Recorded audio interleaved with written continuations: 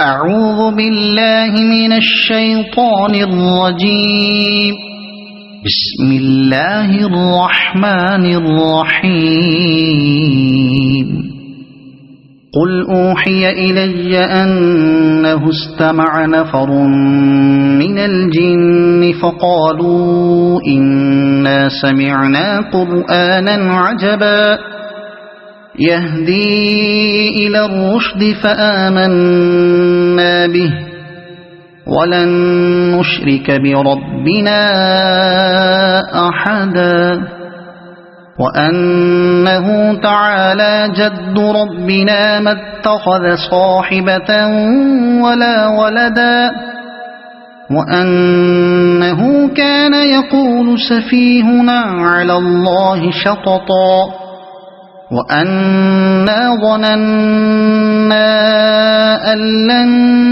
تقول الإنس والجن على الله كذبا وأنه كان رجال من الإنس يعوذون برجال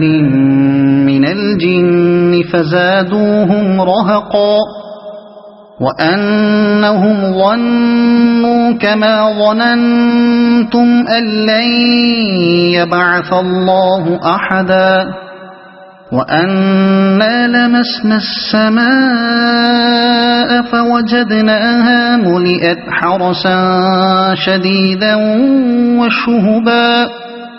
وأنا كنا نقعد منها مقاعد للسمع فمن يستمع الآن يجد له شهابا رصدا وأنا لا ندري أشر أريد بمن في الأرض أم أراد بهم ربهم رشدا وأنا منا الصالحون ومنا دون ذلك كنا طرائق قددا وأنا ظننا أن لن نعجز الله في الأرض ولن نعجزه هربا وأنا لما سمعنا الهدى آمنا به فمن يؤمن بربه فلا يخاف بخسا ولا رهقا وأنا منا المسلمون ومنا القاسطون فمن أسلم فأولئك تحروا رشدا وأما القاسطون فكانوا لجهنم حطبا وأن لو استقاموا على الطريقة لأسقيناهم ماء غدقا لنفتنهم فيه ومن يعرض عن ذكر ربه يسلكه عذابا صعدا وأن المساجد لله فلا تدعوا مع الله أحدا وأنه لما قام عبد الله يدعوه كادوا يكونون عليه لبدا قل إنما أدعو ربي ولا أشرك به أحدا قل إني لا أملك لكم ضرا ولا رشدا قل إني لن يجيرني من الله أحد ولن أجد من دونه ملتحدا إلا بلاغا من الله ورسالاته ومن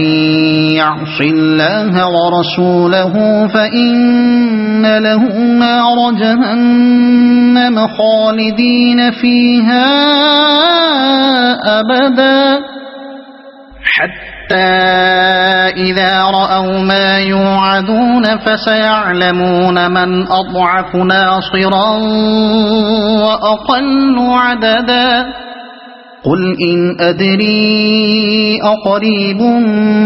ما توعدون أم يجعل له ربي أمدا عالم الغيب فلا يظهر على غيبه أحدا إلا من ارتضى من رسول فإنه يسلك من بين يديه ومن خلفه رصدا ليعلم أن قد أبلغوا رسالات ربهم وأحاط بما لديهم وأحصى كل شيء عددا صدق الله العظيم.